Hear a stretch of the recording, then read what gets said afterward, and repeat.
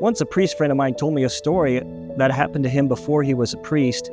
He was at the time a law student, and he was taking a young woman on a date. It was their first date, and on the way home, at a moment when there was a lull in the conversation, she said to him, "Do you use protection?"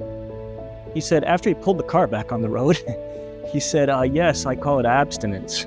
Now, then he said later, he was struck by the irony of that question. Why would we want to protect ourselves from someone that we love? In fact, the very language that we use to speak about contraception betrays what it is.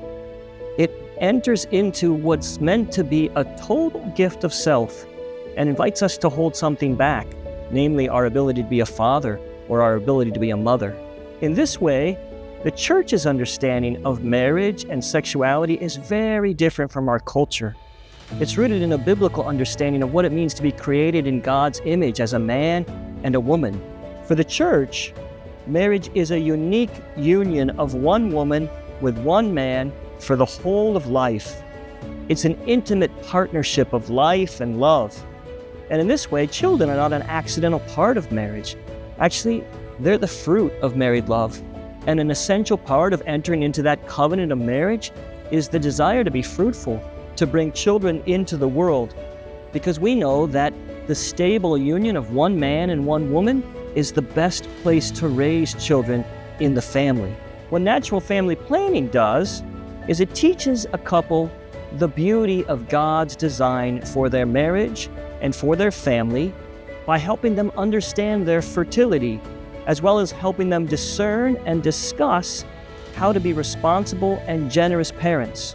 In this way, NFP is really about growing in mutual love, growing in love with each other, growing in love with God, just as much as it is about biology or about fertility. The benefits of NFP are numerous. It cooperates with the natural design of our bodies, so you don't have to take false chemicals into your body.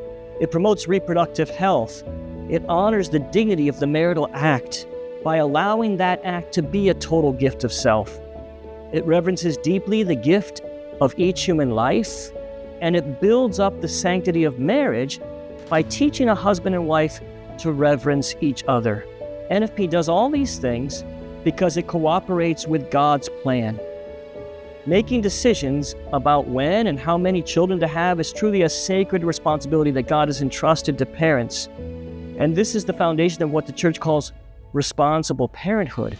NFP allows a couple to cooperate with God and discern God's will while respecting His design for marriage and for sexuality. In this way, the Catholic Church supports NFP because they respect God's design for marriage.